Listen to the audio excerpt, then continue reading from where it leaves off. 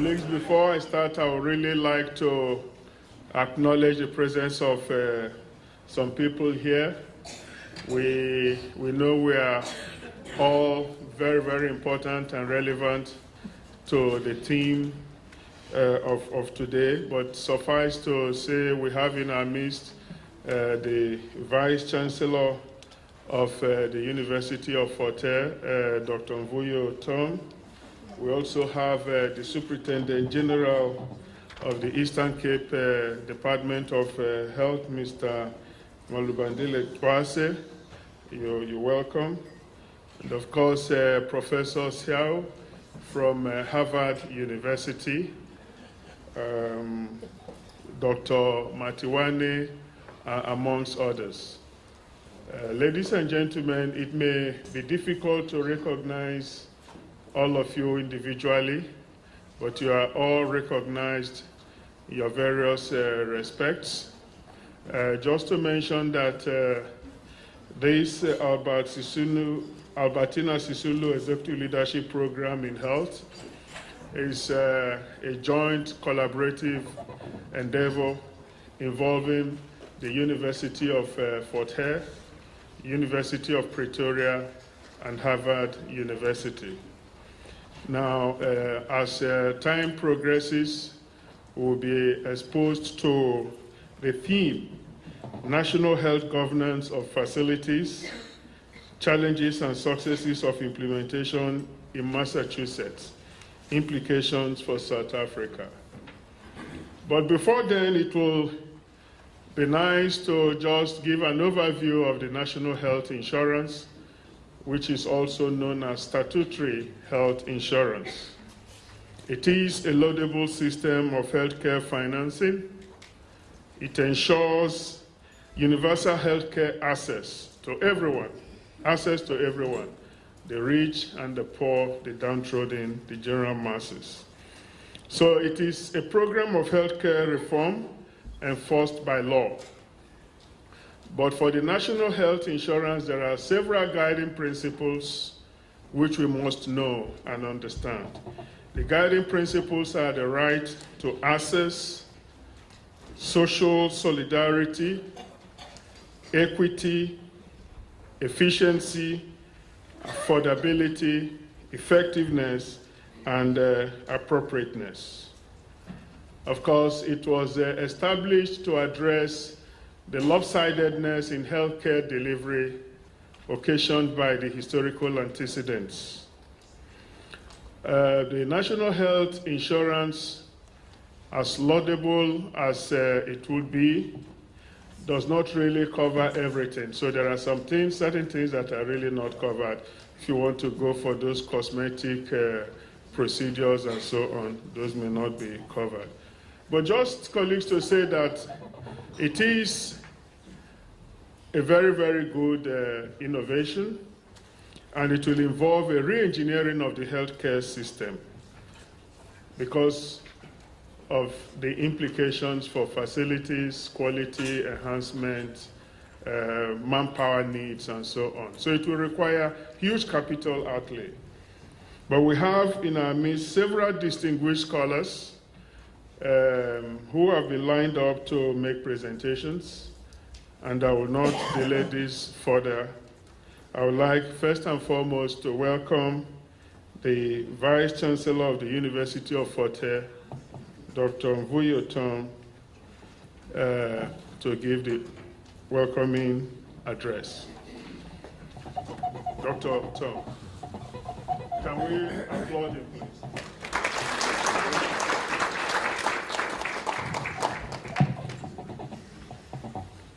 Thank you, Professor Obi. I'm looking at these pillars and the TV in front of me, realizing that I cannot make eye contact with people at the back. A very important aspect of communication.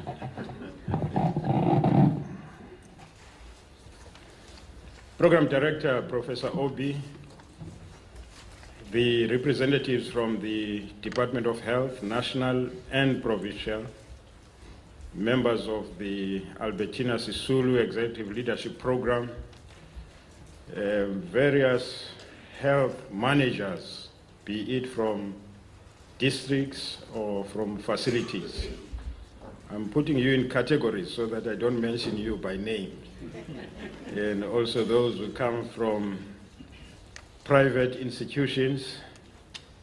It is my pleasure and my honor to really welcome you to this seminar, one of many seminars that we have been trying to hold, and round-table discussions with the sole aim of trying to improve health care management, but ultimately to improve the health status of our people. Everything we do is aimed ultimately at that outcome, to ensure that the health status of our people improves. So this seminar on the National Health Insurance Governance of Facilities, Challenges and Successes of Implementation is quite critical for us. My brief is really to welcome you and also to just give a brief overview of the Albertina Sisulu Executive Leadership Program in health. Many of you, not many, let me say some of you, have been exposed to it before, so I'm not going to go into detail, especially because I was supposed to have stopped talking long ago. Instead, I'm starting now. Ladies and gentlemen, the Albertina Sisulu Executive Leadership Program is aimed at strengthening health transformation. It's aimed at increasing capacity to deliver high-quality, cost-efficient services, and also to strengthen South African-based executive-level training of health leaders and managers. So I'm glad today we have, with the leadership of the Acting Superintendent General of Health, we've got many health managers here. We have been to provinces, and the Acting SG, Mr. Kwase, will testify that we did meet with them as a provincial leadership in his office recently, discussing these same aims and trying to illustrate what this program actually is going to be doing. The program gives expression to the first priority of the National Department of Health, which is to develop, in quotes, strategic leadership and management, close quote, of the South African healthcare system, and to develop the human resources for health and strengthen the health service delivery system as a whole. Many people have been asking the question, how different is this program from many other programs that have been running in the country since, some will say 1991, some will say 1994, depending on whether you are aware of changes that were taking place in 1990 or not. Things did not really start in 1994 when we were ultimately liberated. In the transition period between 1990 and 94, there were many attempts to train people, whether in South Africa or outside South Africa, preparing them for the health services that were to come in a democratic South Africa. So there are some slight differences that we have and some major differences that we have between this program and other programs. Some of the unique attributes, therefore, are as follows. One, team members have vast experience in health systems, leadership, and development, be it nationally, provincially, or internationally, and in fact, even within the SADC region. Secondly, there is high-level involvement of the health sector leadership and management, direct representation of the Department of Health nationally in the steering committee of this program. and also in the management of this. I have not seen the DDG of Human Resources in the National Department yet, but he should be here anytime. That is Dr. Terence Carter. But Bennett is here, Mr. Bennett Asia, who is responsible for the districts. So we have that representation. Unfortunately, the DG herself could not make it today, otherwise she was supposed to be here also.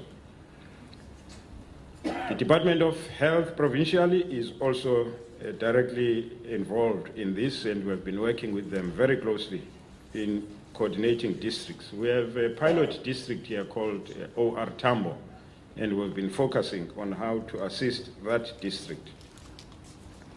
The third point about the attributes of this program is that it's connected to emerging public health sector policy initiatives and the ability to provide key input on emerging health sector policy initiatives. The fourth point is that it is linked to the highest South African educational standards and Harvard pedagogical approaches. We have Bill Shaw here. Those who have had exposure to public health issues will know that is one of the doyens of public health, especially financing, an economist as well as other aspects of healthcare provision. The scope of the program, some of you will know already. We have been selling this as 2 executive fellows programs, one in Pretoria and one in Fort Hare. The Pretoria program is run for executive fellows at postgraduate diploma level, and the University of Fort Hare's one is at master's degree. And then there are various individual certificate courses, and also an immersion or intensive course for hospital CEOs, and I'm glad that some of them are here. I've seen some few from Frey and from across the river. There's also faculty development that is linked to this, developing the faculties at Fort Hare and in Pretoria. The executive level programs have not been dealt with thoroughly in the country. So Fort Hare and Pretoria are trying to get that niche to strengthen their own executive programs. The University of Fort Hare, those who don't know, is a 3-campus university. We are in East London now, where we have our second biggest campus with 5,000 students here in East London. In Alice, we've got 7,000 students, and we've got a middle campus in Bishop, mainly for public servants, short courses, and also for public administration with just about 400 students. And therefore, when we are here and we're trying to build that faculty, we are building a faculty that is based here. The Faculty of Science and Agriculture, within which the School of Public Health, School of Health Sciences is based, is in Alice in the main, but the School of Health Sciences is here in East London. And we're building from a nursing discipline to public health and other allied health sciences, like physiotherapy, speech therapy, and others.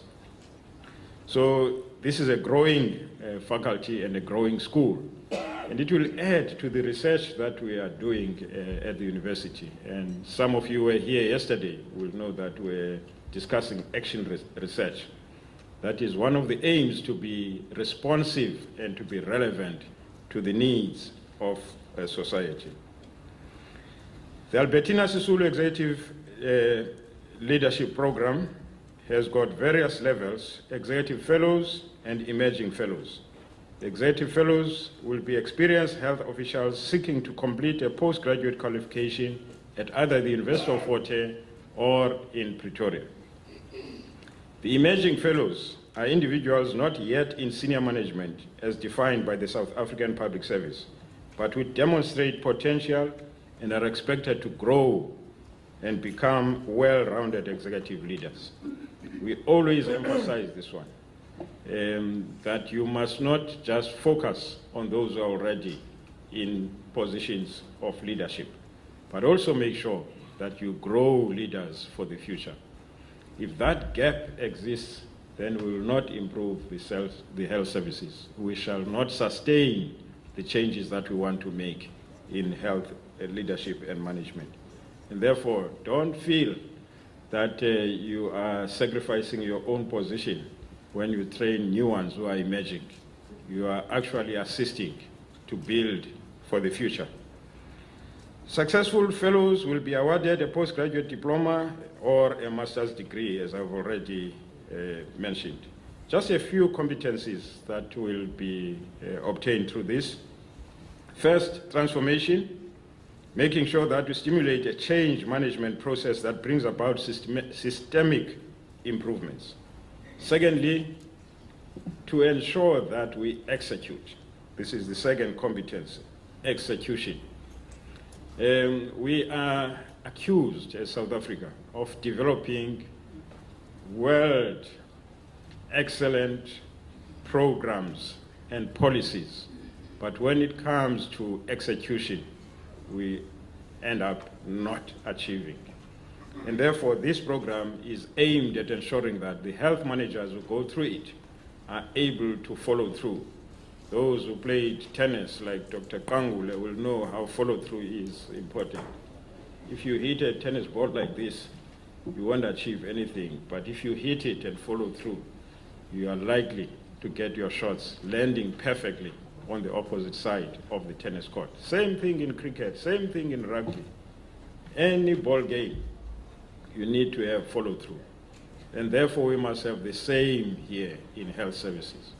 Follow through by executing the policies and implementing what we have agreed upon, translating the vision and strategy into authentic strategic action. The third point in competencies is about people, creating an energizing environment for collaboration and impact. Very, very critical. Health services are about people, whether the people that you manage with or the people that we are rendering services to. So we need to be focused and make sure that as leaders and as managers, we energize those around us. We make sure that people are able to work as teams. I'm not going to go through the other aspects about the duration of the program, etc., because if I do that, I'll be eating even further into our time. And I've given you a snapshot of what the program is about, and if there are any other discussions that will be taken about the program, that will happen as we move together through the course of today. During discussion and during the debates that we'll have in between the sessions that we have, we'll be able to clarify this. So I'm welcoming all of you to this session and welcoming you also to the University of Fort Hare as a partner with Pretoria and Harvard in rendering this particular service to health managers and to health leadership for the benefit of health care in the country, to improve the health status of our people. Thank you very much.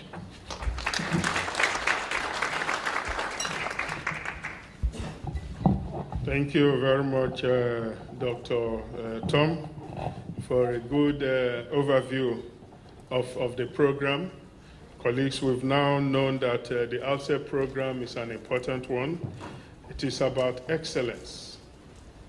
It is also about innovation and transformation, transforming the healthcare system in the country. And we've had the bane of the country about implementation. So this program seeks to act on that, to ensure that some of the health-related initiatives are implemented. So execution is the watchword. And they'll do that by creating enabling environments and, of course, using the pedagogical patterns of Harvard University.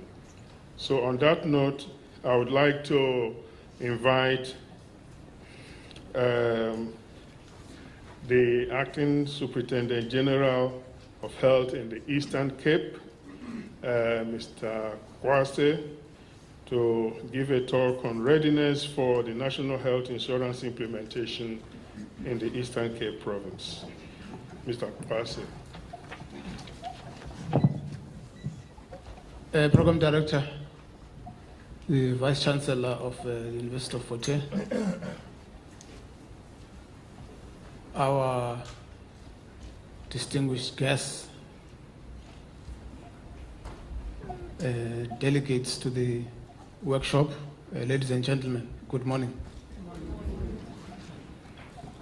I'm trying to cut corners in terms of the protocol. I don't want to mess up with the protocol. There are a number of people that are here today. But I was asked on Friday by the MEC to represent him because he is tied up in one of the political commitments in Port Elizabeth today. So I'm not a pure administrator in front here. So there's some politician in me because I'm representing the MEC. So I'm going to mess up your program and your expectations a little bit, because the approach that I'm going to use is that of a politician. I'm not going to talk from there, but I've outsourced some of the elements I was going to reflect on to my honorable and learned friend, Dr. Matuani, because I felt that is better placed to cover all these issues nicely and within that item. So we've decided to combine the two instead. But I just want to say on behalf of the department that indeed this is a rare opportunity to find the best brains brought in one place in the health sector, especially in our province. These workshops of this nature usually take place in other parts of the country. We don't have this opportunity as a province, where we meet with a number of professors and the gurus in this field to share best practices and new ideas. And this could not have come at a better time than this in the province of the Eastern Cape, when we are currently preparing for the implementation of the NHI, which is commonly known as universal health coverage. Especially internationally, they call it universal health coverage. I was once a teacher, so I'm always a teacher. So there will be elements of adult basic education in the course of my talk. So I just want to say we really welcome this opportunity to present to you our state of readiness. And that is the reason why, as a province, we felt that for us to pass the test in terms of the state of readiness, we must pilot the NHI in one of the districts that have got the highest burden of disease, that is confronted with the high levels of poverty, that is confronted with the highest backlog in terms of infrastructure, and all sorts of things that you can think of. You will find them in the OR Tambo district municipality. And we felt that we needed to pilot ENHI there, because if we succeed to get to the certain level of readiness for implementation of the NHI in our Tambo, we then can implement ENHI anywhere in the province. But I just want to reflect on the issues that were raised by the DG of the World Health Organization, which are the issues that we need to confront. And those issues, they find their expression in the Eastern Cape and in that pilot district that we have identified. When she was accepting her second renewal of the contract as the DG of the World Health Organization, Dr. Chan raised the following issues: the rising healthcare costs, yet poor access to the essential medicines, especially affordable generic products. And this problem is a problem that we're confronted with. Secondly, an emphasis on cure that leaves prevention by the wayside. She was articulating the problems confronting the health sector in the world. And all the 7 issues that she raised, they find their expression right here in the Eastern Cape, and especially in that pilot district. The costly private care for the privileged few, but second-rate care for everybody else. Number 4, grossly inadequate numbers of staff or wrong mix of staff. And that is our experience in our institutions. Shortage of health professionals, the shortage of support staff to those health professionals in our institutions, and also the wrong mix, where people are not put in areas where they are strong. Some are put in areas where they are weak and they cannot really unleash their potential. And that's what you find here in some of our institutions. Number 5 is the weak and inappropriate information systems. And currently at a national level, there is a program to deal with the issue of the number of systems, especially the IT systems that are there in one province, let alone in the country. You find in one province the number of systems that are used that are different from what is used in KZN or Western Cape and elsewhere. So the country is beginning to work on those issues, and that is the problem that is also that you'll find in the Eastern Cape. Another issue she raised is the weak and inappropriate, I've dealt with this one, the weak regulatory control. There's a need to strengthen the regulatory control, to tighten up a number of things, our policies, our pieces of legislation, and all that. And lastly, the schemes for financing care that punish the poor. In all these issues, these are the issues that we're experiencing as a province.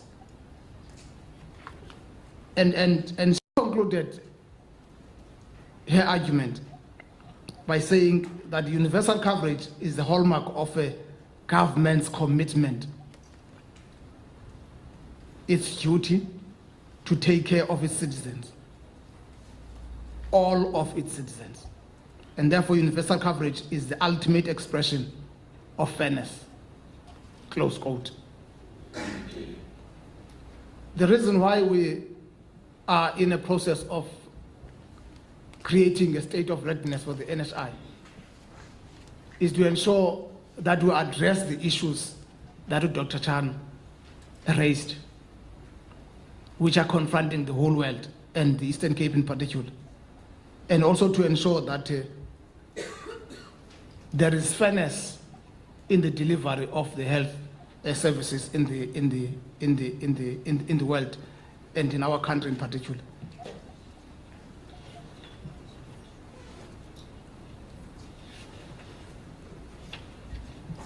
The challenges that have been raised by Dr. Chan, as I indicated earlier on, they find their expression in the Eastern Cape and in our institutions. The commitment of government to the 10-point plan after 2007 and also around 2009 at the beginning of the electoral term. And also the 4 outcomes that are reflected in the negotiated service delivery agreement is a commitment to address the challenges that have been raised above. Whilst we have made a lot of progress, especially in the first 3 of the outcomes, that is your life expectancy, improving the life expectancy, we have made some progress with respect to that. But we are still hovering slightly below 60%, but very close to 60%. But we are better off than we were around 2008 and 2009, where we were hovering around 54 and 56.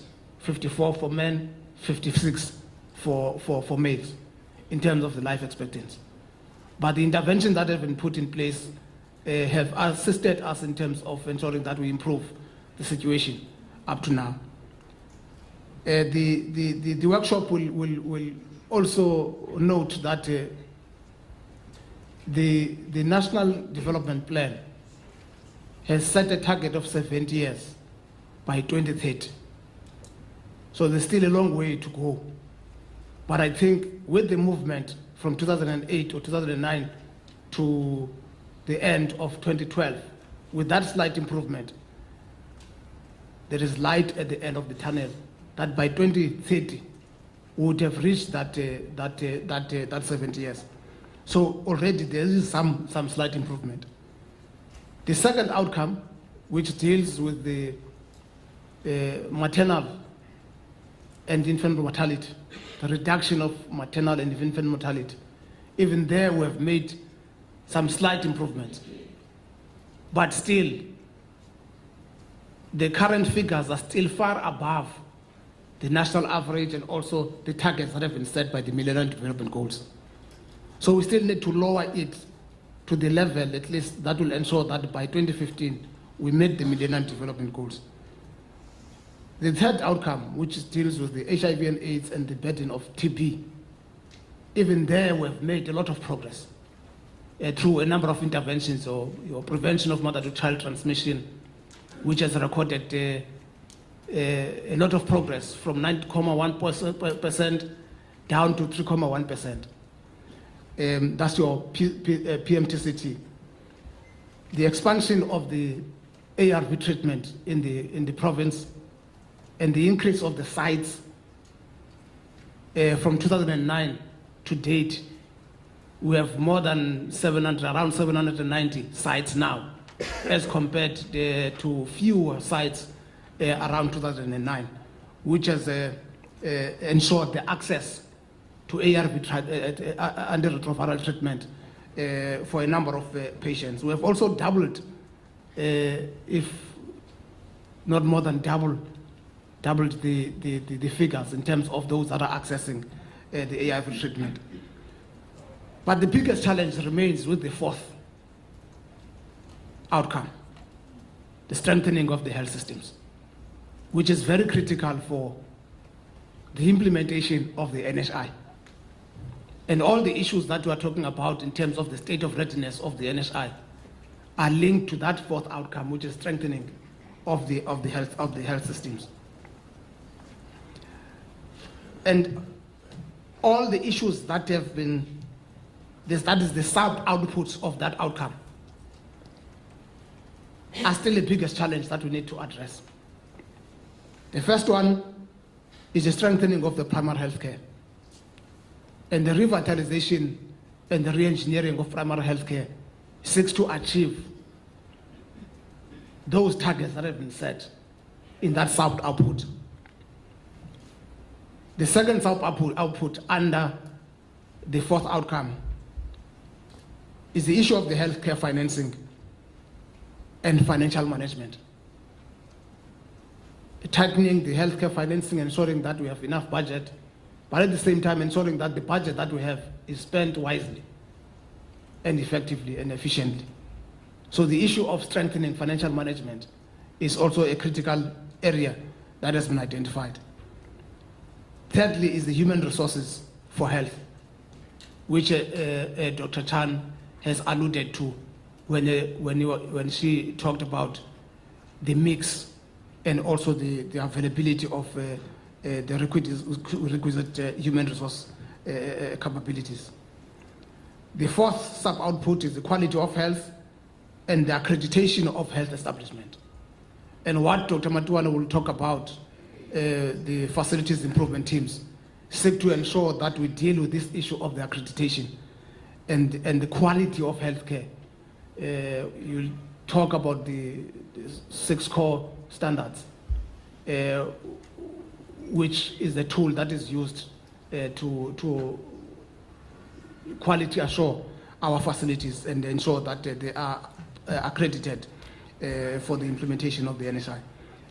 The fifth sub-output there is health infrastructure, which I've raised earlier on as the biggest challenge that we're faced with as a province. But there's a lot that has been done through the health infrastructure grant and through the revitalization grant.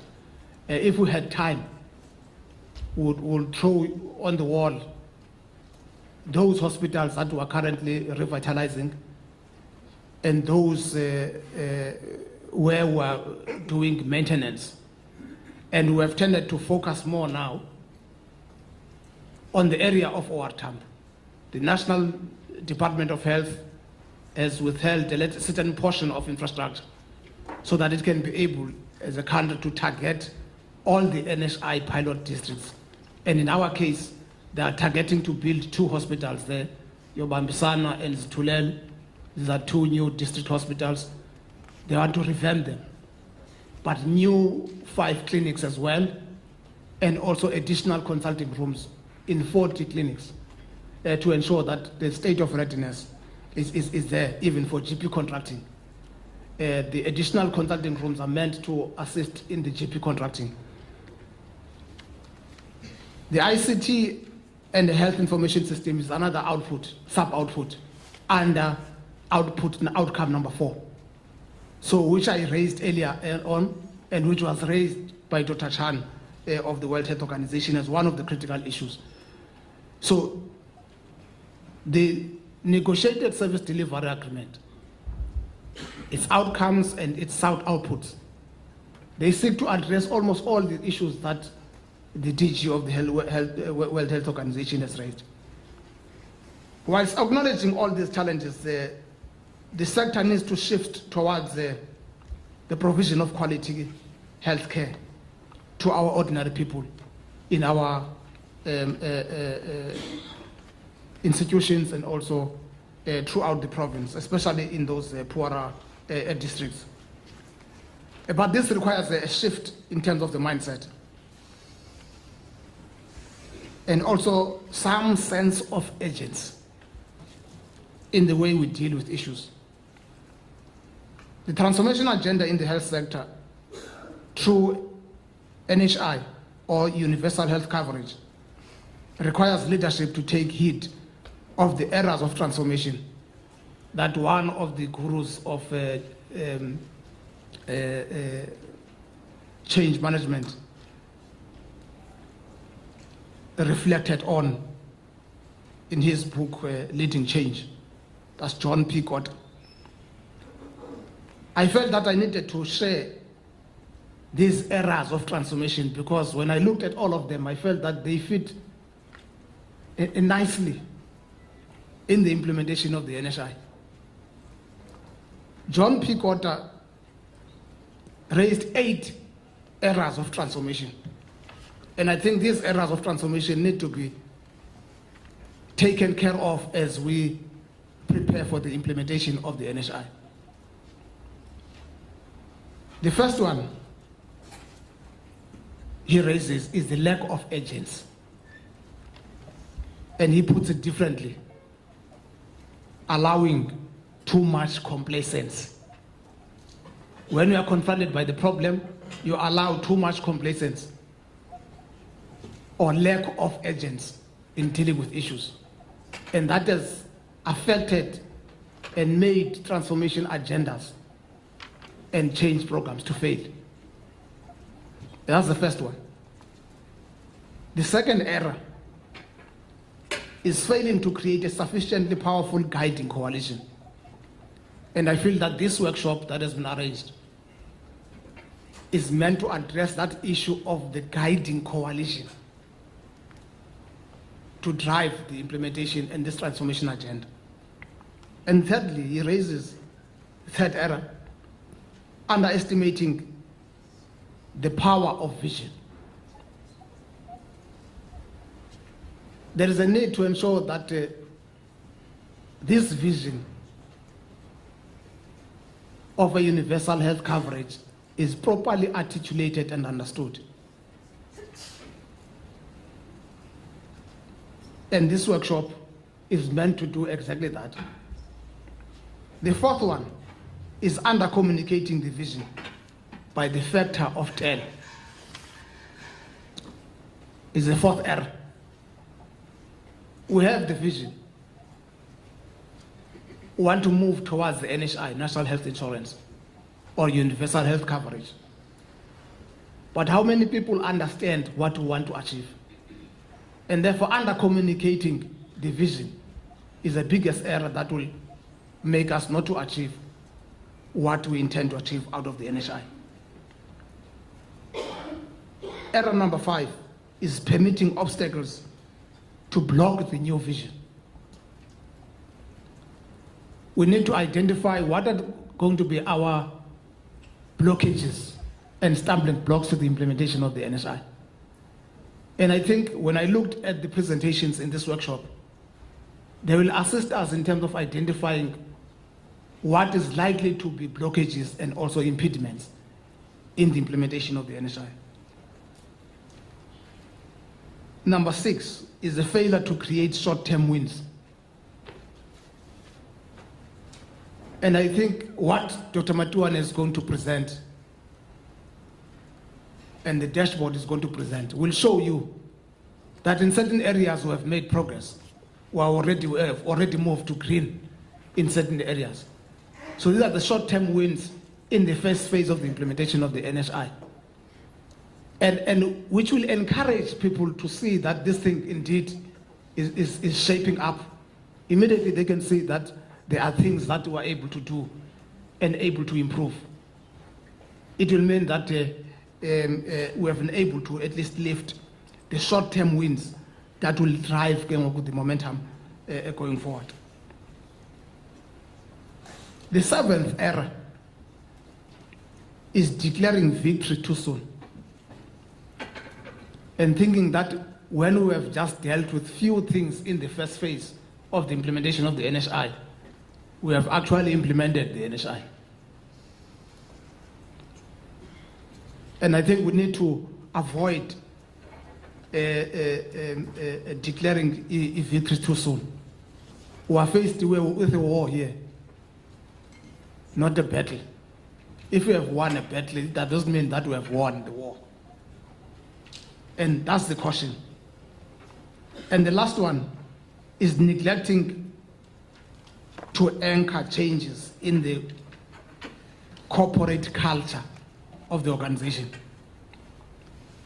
I think the lessons that we have learned in the course of implementing the NHI, in terms of piloting it, in terms of laying the foundation for the implementation of the NHI, we must begin to inculcate some of those things in the culture of the organization. For instance, if you take the core standards, the improvements in terms of the cleanliness, in terms of the attitude of staff, and so on and so on, those things must be inculcated in the culture of the organization going forward. If we're able to make progress in those things, we must make them to be part of our culture on a day-to-day, so that we don't slide backwards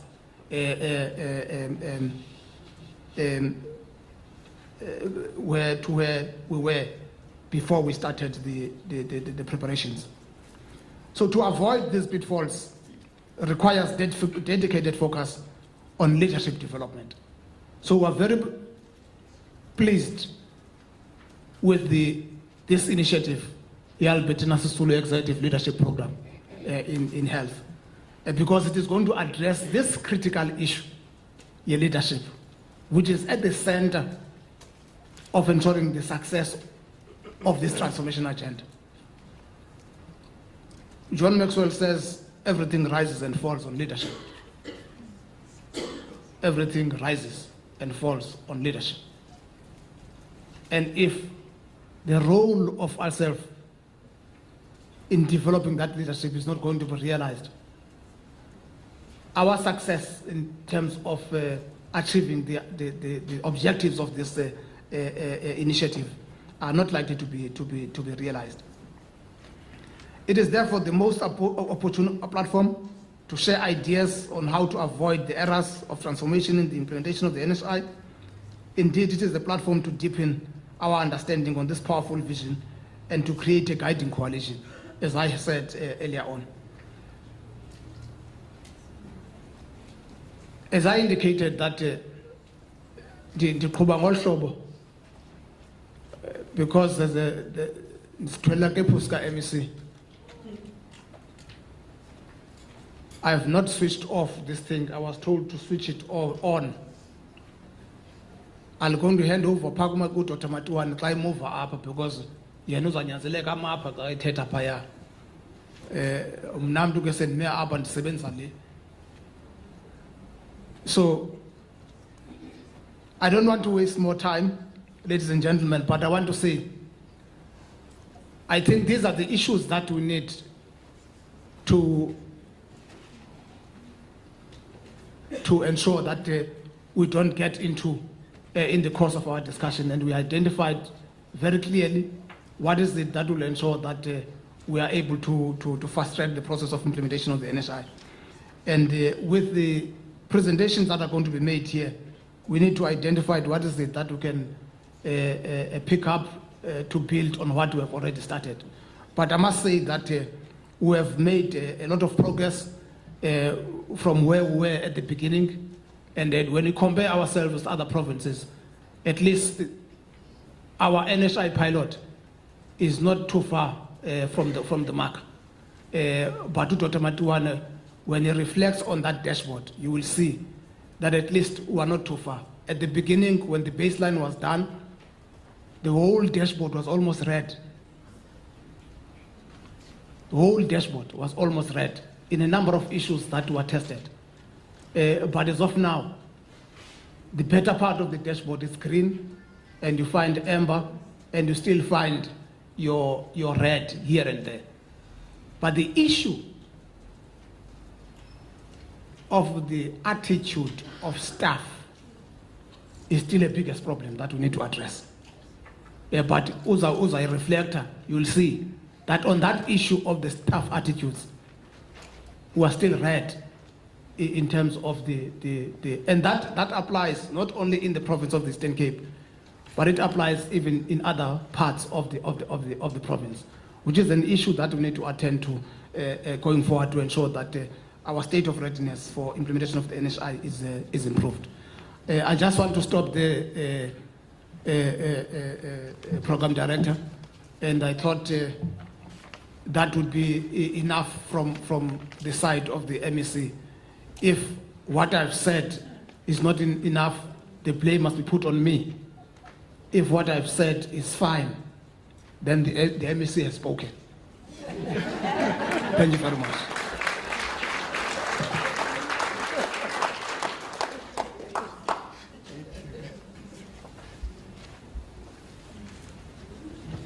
Thank you very much, Mr. Kwasi. Actually, at the end, you brought out the politician in you. So if it goes wrong, the blame should be on you. But if it goes well, then of course the MEC takes the credit. Yeah, thank you for really highlighting some of the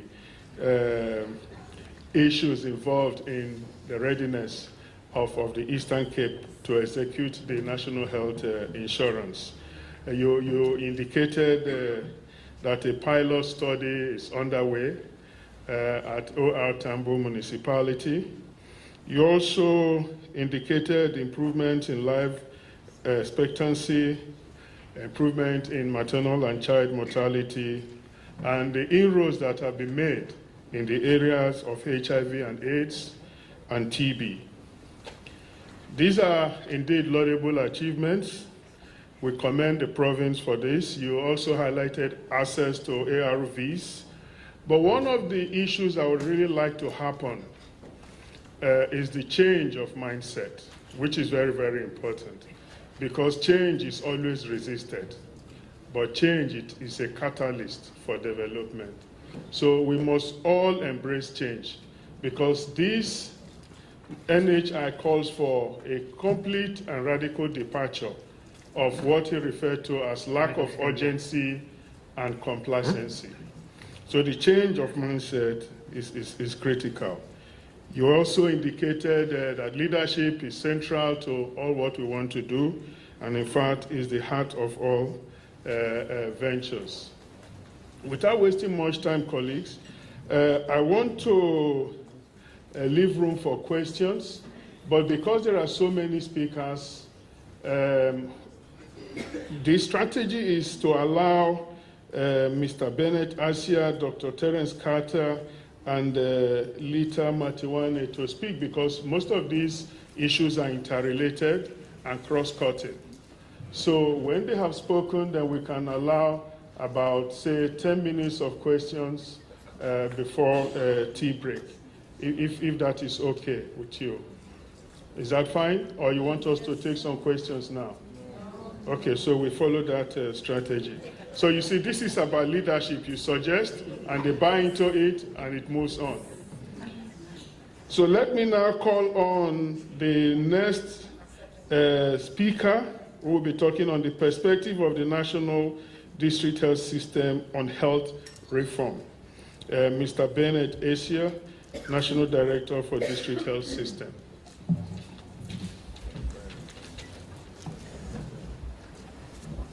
Colleagues, I don't like the situation where the speaker moves on to speak and we're all quiet. I mean, we shouldn't be reminded. We should encourage the speaker. Good morning, colleagues. I'll stand here and put on my hat as somebody that looks quite in control here in front. Now, if Thabo looks at me with over the glasses like that, then I know what he thinks, you know? Good morning, colleagues, all protocol observed. My presentation has got 4 parts. Now, there's 52 slides because we've got 52 districts in the country.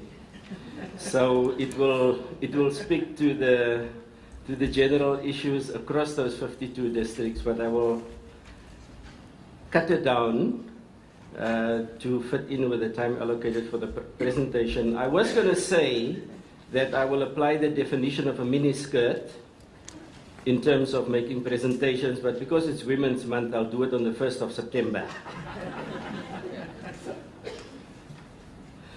First of all, just some background. And I think this background is important in terms of reminding ourselves of the principles and the reasons for reform. And we already referred to what happened before 94. What was fundamental before 94 in terms of the reform and the transformation of the health system was the ANC health plan. And in the ANC health plan, all of what we have today is supposed to be the foundation. The sad part is we have not done many of those things and have not done well on those things. So therefore, a reminder that we need to pay attention to as much as it is historical, it is even more relevant today, unfortunately, because of our poor performance on those principal issues, given the transformation agenda. Just in terms of the Health Act, now, as part of the white paper and the National Health Bill, many people said, but until and unless we have a formal health act or a new health act for the country guiding us through this transformation agenda, we cannot implement the district health system. And yet, at the same time, the ANC health plan was there. The white paper has got a very high level of legal status, in spite of many people thinking that the white paper is just a piece of paper that leads to legislation. It gets adopted formally. So when the Health Act was promulgated and enacted, there was a specific chapter, Chapter 5, that deals with the establishment of the district health system. There's a kind of a contradiction in terms here. When we had the National Health Bill and a policy on the implementation of the district health system, we made a lot of gains, a lot of things happening. We demarcated health districts, set up district management teams. We were well on our way to establish a fairly well-founded district health system. The Health Act came, legislated the implementation of the district health system, as in Chapter 5, but in combination with other chapters. And then it seemed we started failing that particular agenda. So my plea is, we've got the legislative framework. Let's stick to what the Act provides for and expects us to do. I'm going to skip quite a number of these things because you are quite familiar with those. But the second bullet here is something that we are still not doing right. We have, as much as the transformation agenda was to overcome fragmentation, if we look at the way the district health system, the implementation and establishment thereof, unfolded, we have so many permutations of this thing. I don't know if we can even call it a district health system. It's something there, okay? It's just something as part of the health system. It is not what we envisage and what we know the district health system should be all about. And all of these principles are also captured in the policy on the establishment of the district health system. Unfortunately, we're not doing those. Again, these just continue. Now, the issue about decentralization, which we have adopted. Now, decentralization was part of the transformation agenda in terms of saying we take power, authority away from the center. You're not weakening the center. Yes, that might be in some cases an implication if it's not managed properly. But as part of taking away power, authority, accountability away from the center is to establish a level of accountability at the lowest possible level. We can't have a system whereby we have district managers, hospital CEOs, in the name of decentralization, but they cannot take decisions, they're not given the resources, and yet, when there's problems, whom do we shout at first? The CEO and the district manager, or the DMT for that matter. We need to move away from that. Like I said, I'll skip a couple of these things. Now, what are the principles in terms of the health agenda when it comes to decentralization? It's about optimal resource allocation. The resources are not to be kept in Bishu, if I can call it that. You know, we talk like that, okay? So it's also part of the colloquial language that I'm using here, all right? Equity.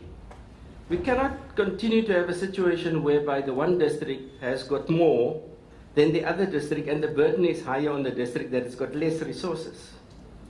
A typical example is in a clinic or a CHC or hospital, where you look at the burden on that particular facility, you look at the staff allocation, you look at the health outcomes. They sit with extra resources but much poorer outcomes compared to the facilities where they have less resources, higher level of burden in terms of either disease and or dealing with the issues that the facility needs to deal with, and they have better health outcomes. So we need to strike a balance between those two. And the Honourable Percy is here. You will guide us in terms of on the HR issues. What formula should we use to get that right? Now, if I go back, I can't go back. Can you just go back to? See, this thing is set only to move forward. And the funny part is on this remote, the button to the left, I was told I must press to move forward. Now the button to the left, in my view, is always to go back. And the button to the right, you press to go forward. So be that as it may, we have adopted the model of the district health system as proposed and advocated for by the WHO. And this fellow, Terimo, is regarded as the father of the district health system, etc., etc. And he defines the district health system like this. And this is what we still need to strive for. We do have demarcated districts, but we do not have clearly defined administrative and accountability roles. That is one of the biggest problems that we need to fix.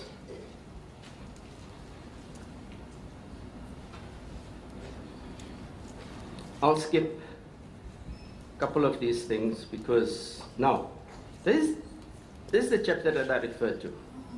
Chapter 5 establishes the DHS. It is part of the legal framework, and yet we not make much of an attempt to agree to this. Now, the other part of chapter 5, which is a problem with implementation, the small legal ad I'm going to put on is that the Health Act in its entirety is what we refer to as framework legislation. In other words, you will not find in the Health Act how to set up a hospital board. Not that kind of detail. The detail is required to find its way in provincial legislation. Now, in the absence of provincial legislation, there's a gap, okay? Again, because it is at the level of the province that you find the meaning that needs to be assigned to implementation of policies and the legislative framework.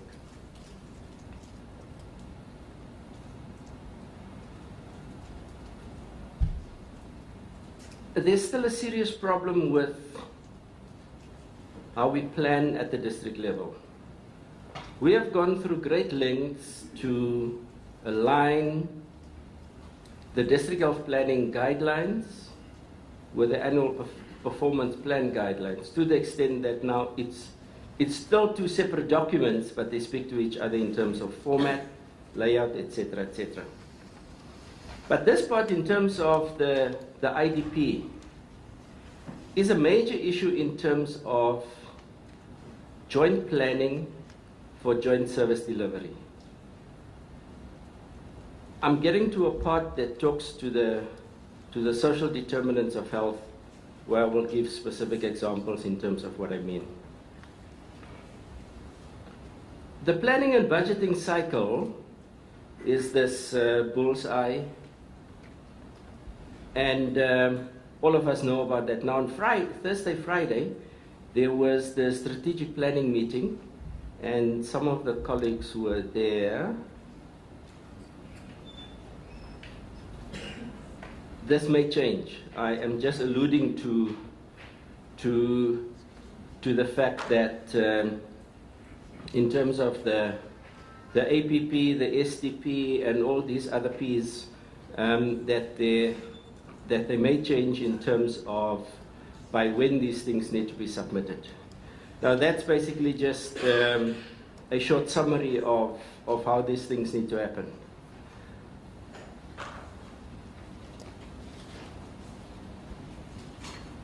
You'll see the heading says progress so far regarding the implementation of Chapter 5, but I'm negative about the content. Because we have made progress, but not significantly so. The governance and management of the district health system is quite ineffective. We have different permutations. Today, the district manager is myself. Tomorrow, the district manager is double. We can't have a situation like that. We create instability within the system which is already fragile. And we actually allow for the system to collapse while we are supposed to manage the very system we're talking about. District health councils are established, but not very effective. And if we look from a governance point of view down to the level of community involvement, community participation, involvement, and all of those kind of things, it does not happen. The voice of the community does not come through to the level of policy making, decision making. The supermarket approach is also uniformly implemented. Somewhere along the line, we take decisions, but we tend to move away from them. And I'm sorry if I come across too negative, but we need to talk about these things. Because within the context of NHI, if these things are not sorted out now, there will not be an NHI. There may be enough funding, because that's what NHI is proposing on the one hand, as a funding model for the health system. There may be universal coverage as part of the second big objective. But the way we manage the health system may not be able to support those two objectives. And the single biggest one, and that is over and above universal health coverage, but to achieve the best possible health outcomes. If we can't do that, we can forget about getting all these other initiatives in place.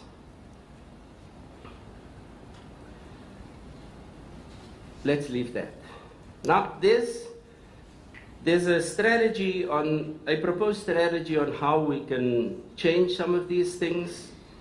I'm starting off this slide with the WHO Health System Framework, which basically refers to those building blocks on the left-hand side on which any health system should be based in order to achieve these kinds of things on the right-hand side. So, I've already alluded to the fact that the DHS is inappropriately implemented, okay? And this is partly related to the fact that we do not manage it well at provincial level, also in the absence of provincial legislative frameworks and provincial policies to support implementation. Second one is provincialization of primary healthcare services. My understanding is this is sorted for the province. But you know, this decision was taken by the then MINMEC, which is now the National Health Council. It was a political policy decision that was taken in 2000. And where is Maureen? She is the spokesperson for this thing. 2005, right? November 2005, this decision was taken to provincialize personal primary health care. In other words, provinces to take over all primary health care services provided by municipalities. Up to today, there are still provinces who have not done so, in spite of a political policy decision. It is not done. Now, this decision has never been revoked or amended, so it still stands. And those of the colleagues, including the acting SG that attend the National Health Council, will know that this thing is on the agenda again to push provinces to finalize it. Okay? Devolution of municipal health services, there are still provinces that either co-funding the provision of municipal health services instead of capacitating the municipality to take over those municipal health services. This is also a big issue in terms of, this is what I've raised earlier, in terms of the joint planning. Facilities are planned, but who owns the land? The municipality owns the land, okay? And then there's a juncture between saying, as the province or as the district, we plan to have this facility, but all the other development partners don't feature. And development partners, I'm talking about PEPFAR and those characters. No? I'm talking about development partners in terms of those who need to support us to achieve certain goals. Eskom, Telkom, NOCOM, etc. Okay? Lack of accountability at facility and sub-district level. It refers to the point I've just raised earlier in terms of the instability that we create with the management of districts, with the management of institutions, hospitals, etc. We need to make sure that from a stability point of view, that we have formally, fully appointed DMTs with a function, with a mandate to perform certain functions. But it's woolly at best. There's no resource allocation to the district managers, let alone to the facility managers. Facility managers sometimes don't even know what their budget allocation is.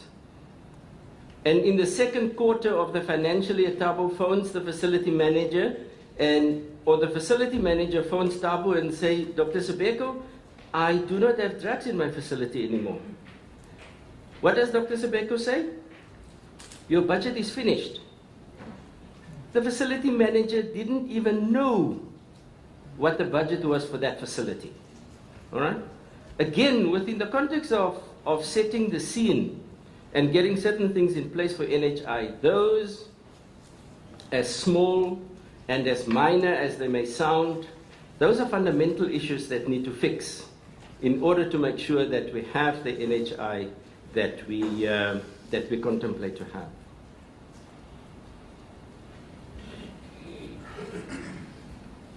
Part of the policy transformation is that the district manager should not just be the district manager to have oversight over the clinics and community health centers and there it ends. Part of the policy transformation at a district level is also to say that we also do not just provide primary healthcare services at district level. We provide district health services for the district in total.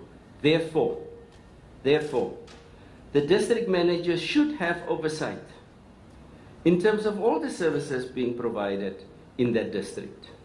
Whether it's the hospital CEO that needs to report to the district manager, NHLS report to the district manager, because that's the language we use. We know it goes beyond that, okay? But the bottom line is the district manager should be accountable for all district health services if we really want to make sure that we manage the districts in a way that ensure the best possible health outcomes. Lack of standardized organizational structures. I'll link that to, now all of these things you're aware of, but it's things that we need to fix. It is not in place, and if some of these were in place, they've deteriorated to the extent that we need to refix them, okay? This thing about supportive supervision. There is a discussion currently that we're having, and which will include discussions with the colleagues at provincial level. The role of supervisors. Do we need to have supervisors, or is supervision overrated? Because for some or other reason, supervision doesn't seem to work. Okay? Also because today I'm the supervisor, tomorrow Pinky is the supervisor. It's the same within the context of our management arrangements. There is still no, in spite of many attempts, what I refer to as the supportive environment for supervisors. Transport. Supervisors need transport to go to the facilities. Okay? Supervisors need to be in posts in order to execute their tasks. But because there's kind of a volatility, that's why the issue about supervision is not dealt with properly. At the same time, there's problems with how supervision is being conducted, in spite of us having supervision manuals and the supervision policy and all that kind of stuff. Okay? Because the supervisor also does the visit on the basis of a supermarket approach. Né? Just run in quickly, buy the bread, and operate like the army. You know how the army operates? The army's got a strategy. It decides what it's going to do. It moves in. It does its business, and it gets the hell out of there. Okay? That's how supervisors also operate. We can't continue having that. If the supervisor's got a mandate to make sure that the supervisory interventions activities and the role of supervision is such that it should lead to better health outcomes, then that is what must be done, not the other way around.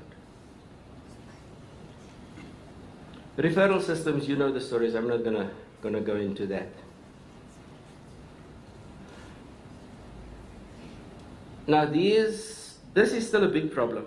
I know at National Department we're partly to blame for this because we negotiate interventions through PEPFAR and CDC and all that kind of stuff, and it doesn't always get to the province in time. But we must have a better sense on the role of development partners.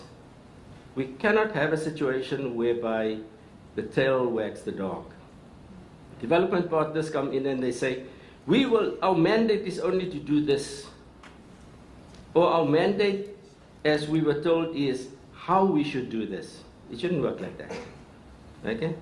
Because development partners are there to provide a supportive role. Whether they bring in money, that's not the issue.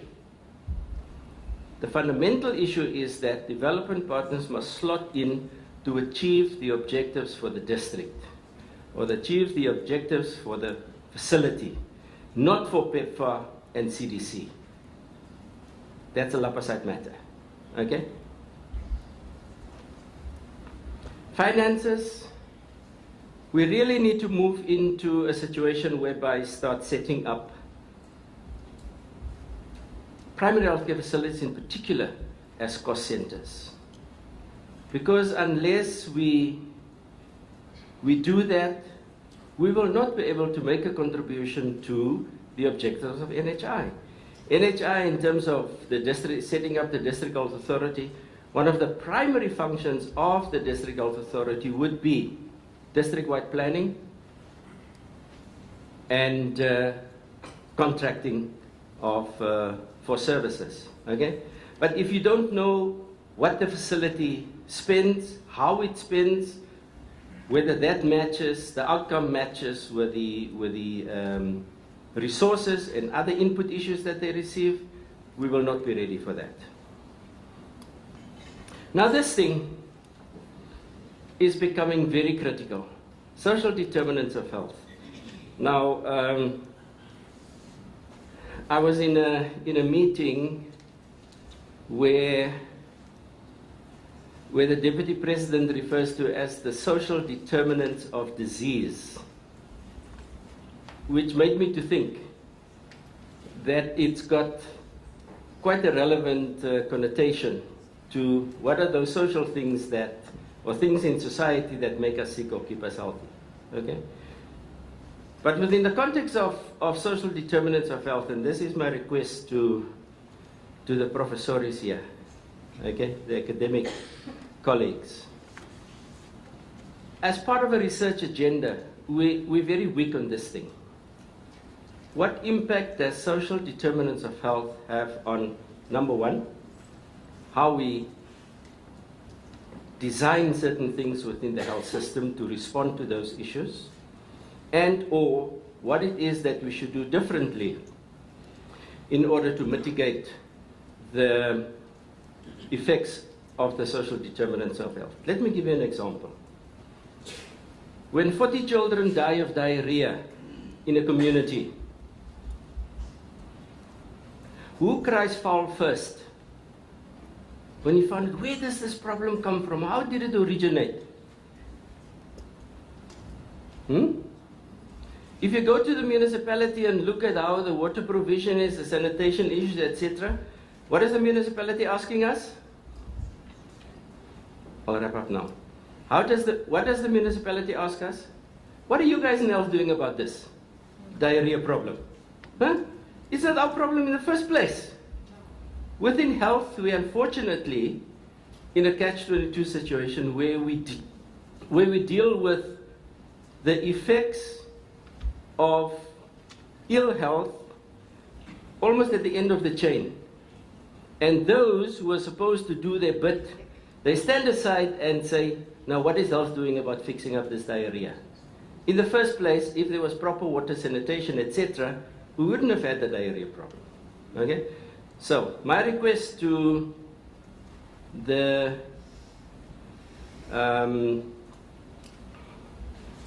executive leadership program managers is to do some work on this thing. Because also within the context of NHI, it would become relevant because part of the role of the District Health Authority, like I said, is to provide district-wide planning.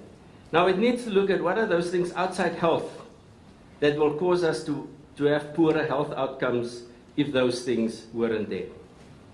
Now there's about 30-odd slides on this thing. But because I got a sign to say I must shut up soon, I shall do so. This thing about GP contracting, within the context of re-engineering, this is now what we call the fourth stream. Okay? It's the ward-based outreach team, the school health services, district clinic specialist teams, and GP contracting. That's now regarded as the fourth stream as part of the basket with re-engineering.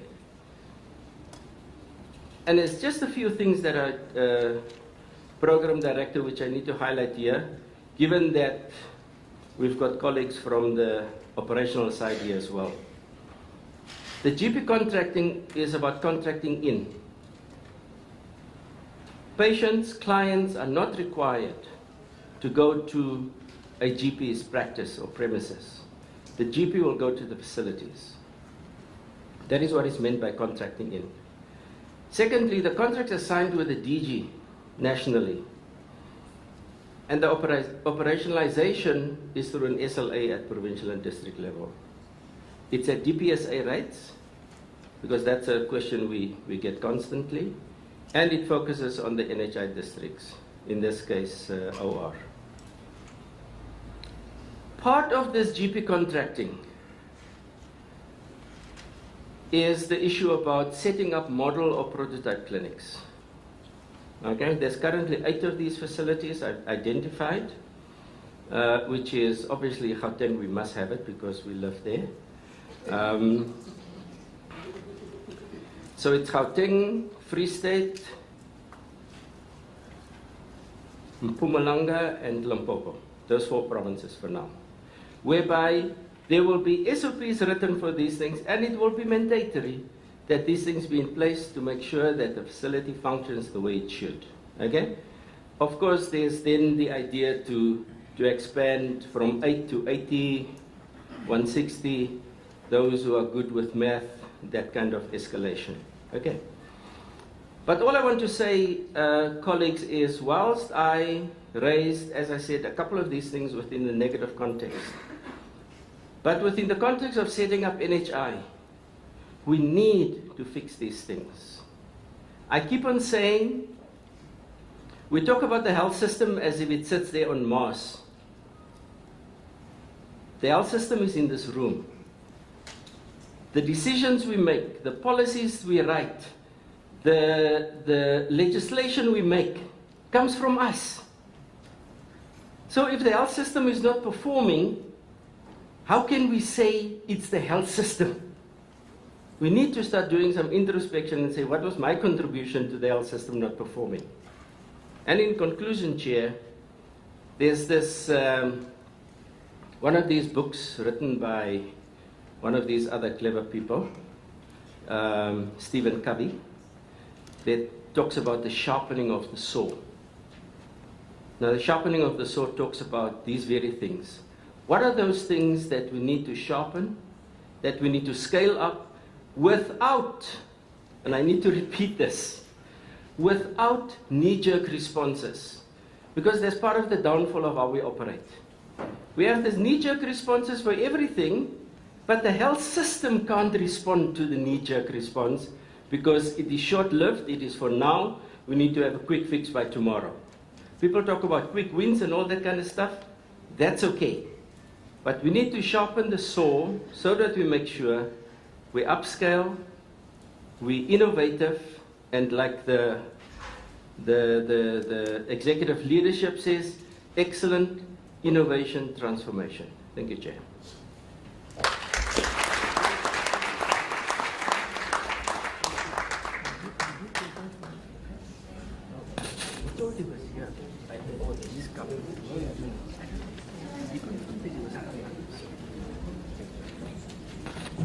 Thank you, Mr. Bennett Esia, for your very informative presentation.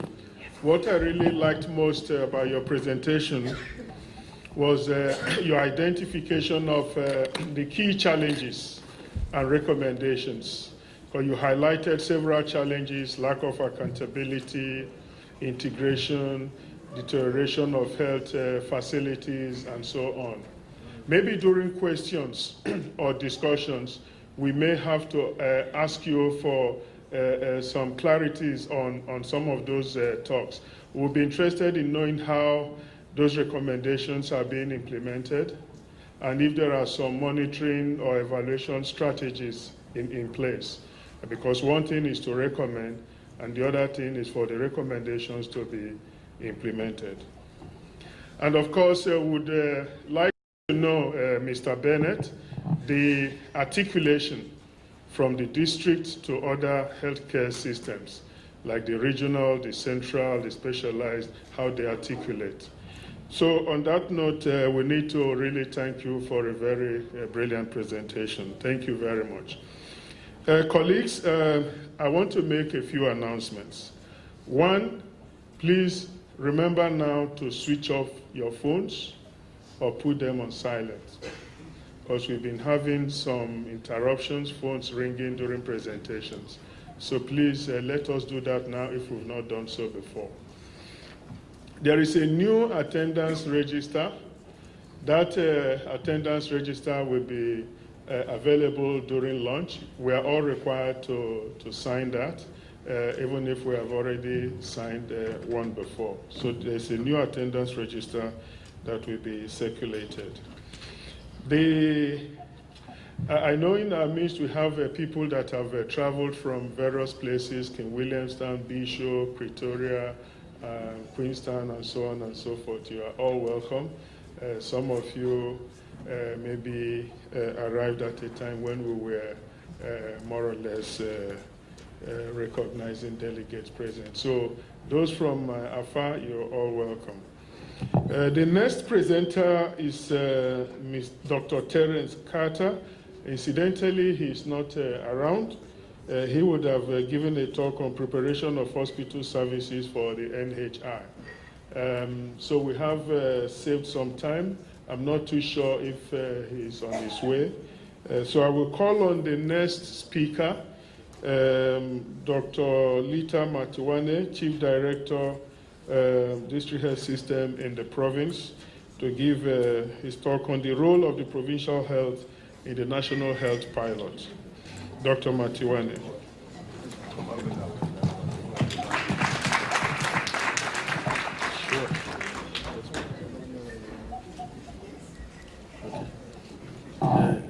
Thank you, Chair. Good morning, ladies and gentlemen. Not sure whether it's not a good morning. People are not responding, so I will ask again. Good morning, ladies and gentlemen. That's much better. All right. I've been asked to present on the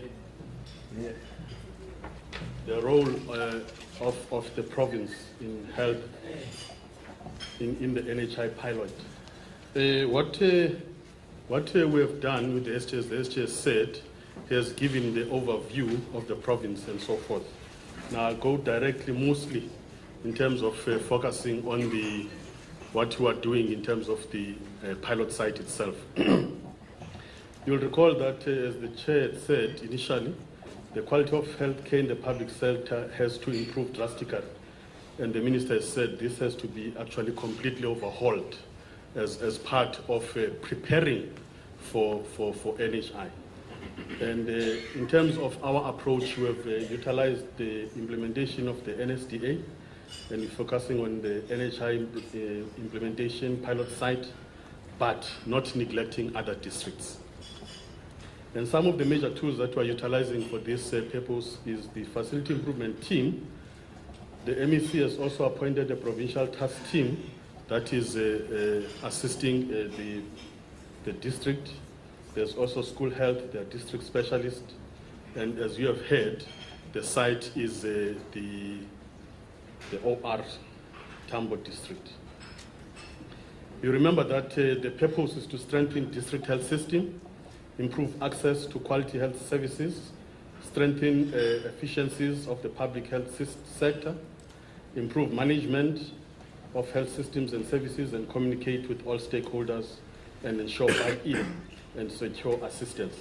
So these are the core foci for the 3 years of implementation, of preparation for the implementation of NHI. Now, this is the OR Tambo.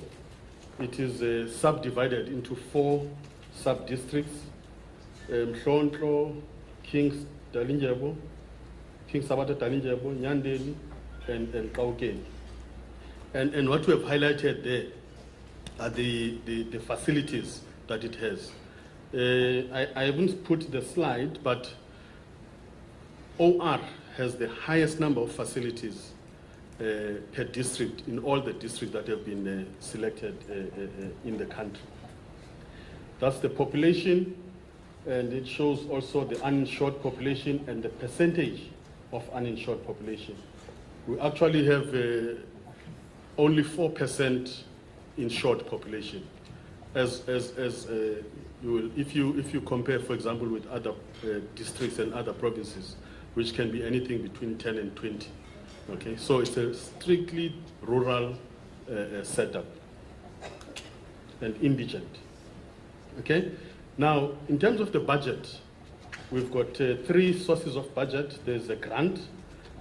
The grant is purely to start the processes of developing systems and so forth for the NHI. And in 2012-13 we had 11.5, and this year we've got 4.5 million.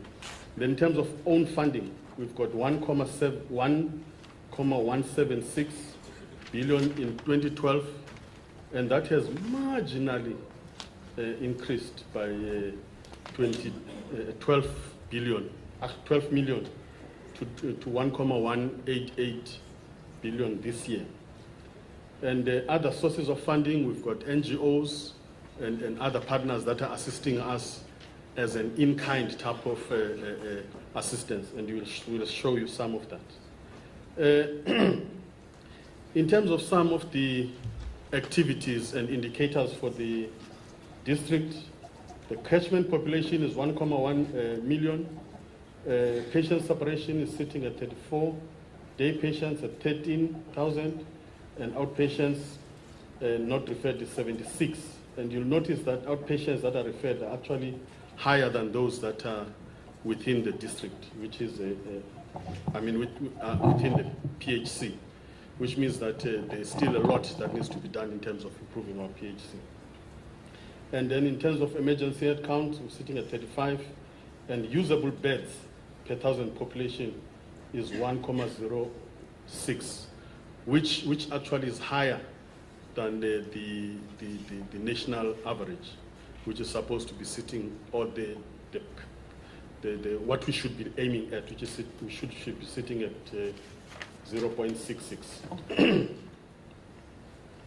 In terms of patient day equivalence, we're sitting at 311,000, deliveries at 12,000, and cesarean section is at 12%. And you'll notice that it's a huge range from about 7 to 23% in terms of the different facilities. And usable beds is 1,181, and average length of stay is 5.4, which also has a wide range from 2.7, which is a very sort of a chronic facility, to 9.3, which is a facility with some psychiatric patients. And bed utilization rate is quite low at 54%, which is another challenge that we've got. In terms of clinic supervision rates, we're seeing a variation, but overall in the district, we're sitting at around 85%. In terms of maternal death, we're seeing a specific decrease compared to the past 2 years, which is now sitting at 88.8 per 100,000 for maternal. And then for the various mortality rates, perinatal, neonatal, infant mortality, and child mortality under 5. Okay? And then in terms of total client remaining on ARVs, we're seeing a relative increase, but again, you will notice that this is not consistent across the various sub-districts. But overall, there's an increase in terms of clients that are still remaining on ARTs. Also, in terms of HCT testing, there is a marginal increase overall. But again, you will notice that the performance along the sub-districts is not consistent. The positivity rate is starting to come down. And TB clients tested for HIV, there's also a steady increase, which is positive. TB cure rate, which is a very significant issue for us, especially in the OR Tambo, is improving from 64 to 75 in 2 years. And the defaulter rate is still stable at around 4, which is something that we need to work on. Now, we then started to say, what are the activities that we are going to do in terms of trying to improve these outcomes and outputs? We're putting up GPs in clinics, as the colleague had said there.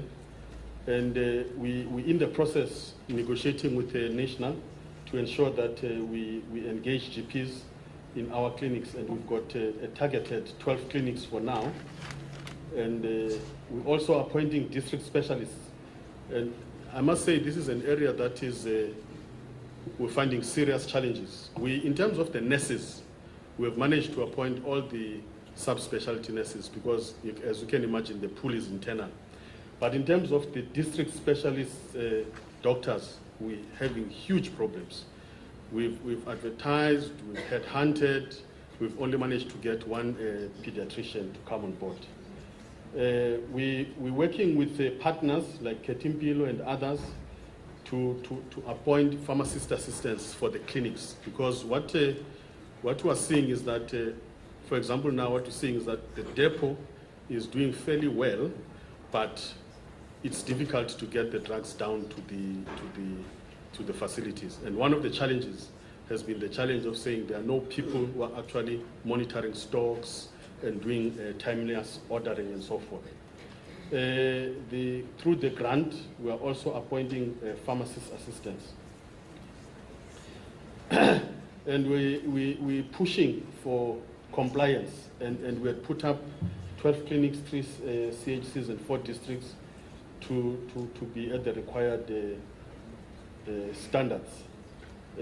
So far, it's only Zitulele that is compliant, except for the issues around drugs. Like the SG had said, you'll see that we do have challenges, especially in terms of attitudes, staff attitudes in terms of the assessment. Then we ensure that 4 RSDP hospitals have wards earmarked for revenue generation. This is now also starting to look forward to saying when we do implement NHI, we should have already facilities that are able to generate own revenue and be able to then retain that type of revenue.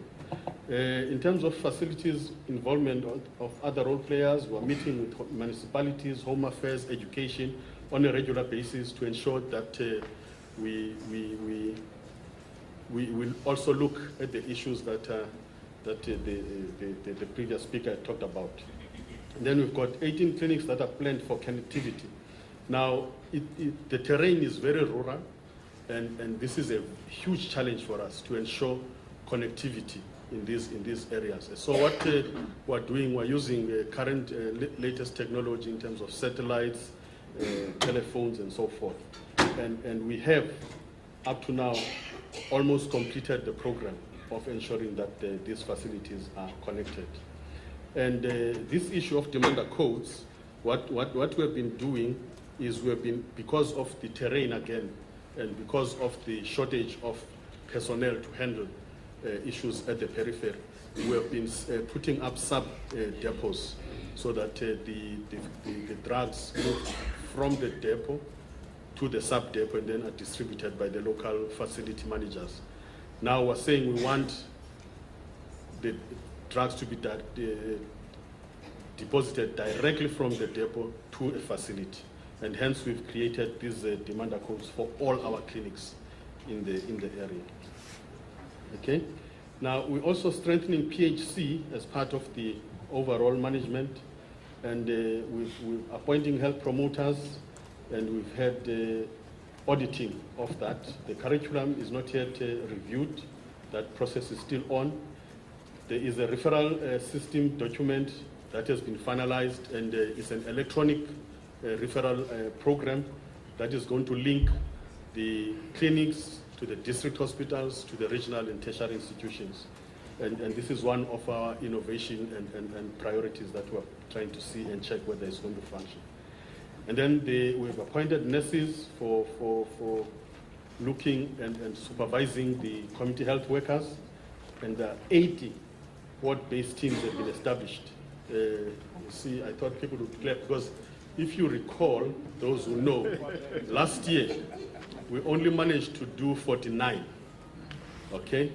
And between the end of last year and now, we've actually appointed 80 ward-based teams, and we think this is a serious mistake, because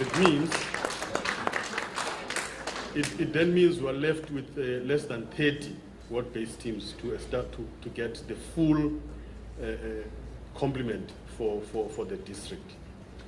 Okay, we're integrating with school health, and we're utilizing innovatively some of the school health teams to be part of the ward-based teams because of the challenges that we have.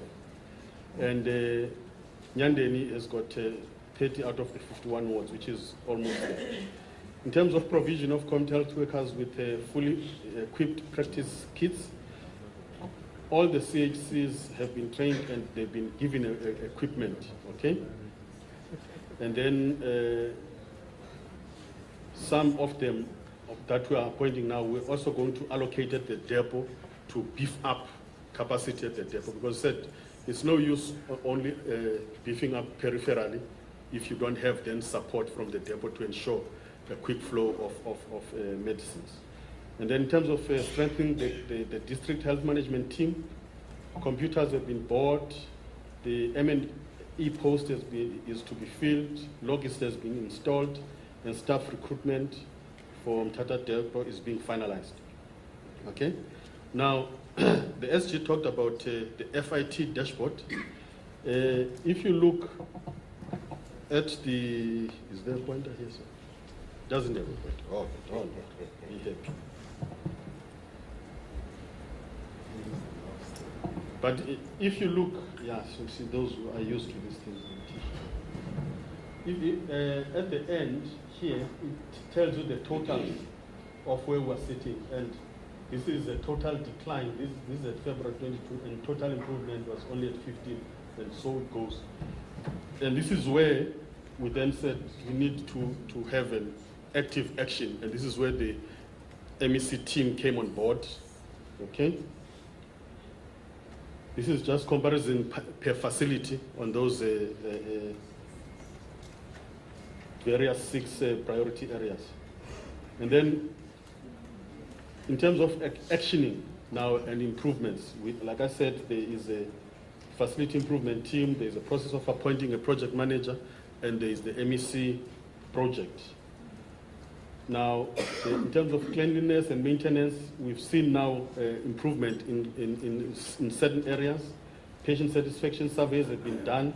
Staff is constantly beefed up in terms of positive attitudes and professional ethics through meetings and in-service trainings. Safety and security.